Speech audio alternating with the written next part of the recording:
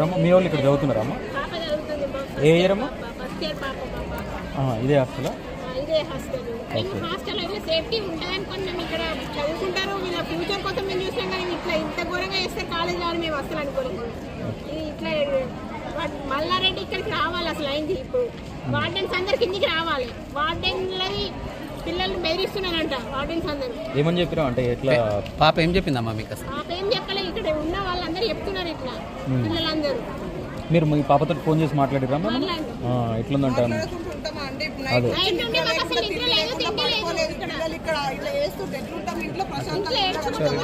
కొంచెం ముందుగా ఇవన్నీ చేయడానికి అండి లక్షల ఫీజు కట్టి దీనికోసమేనా? పిల్లలు ఇట్లా చేసుకోవడం కోసమేనా?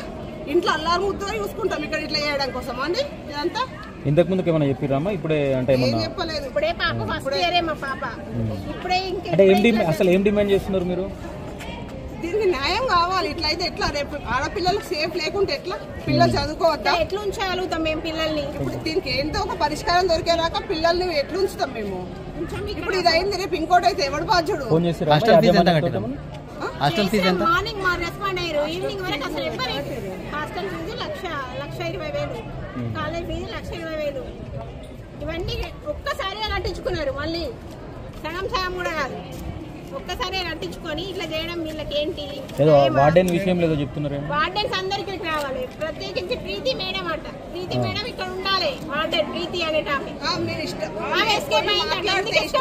మాట్లాడుతుందట. మీరు ఇట్లా చేస్తే వాళ్ళు అట్లా చేసి పిల్లలు అట్లా చేస్తారా? వీడియోస్ లింక్ చేస్తా అంటే ఏంటి? ఆమె అట్లా మాట్లాడటం ఏంటి?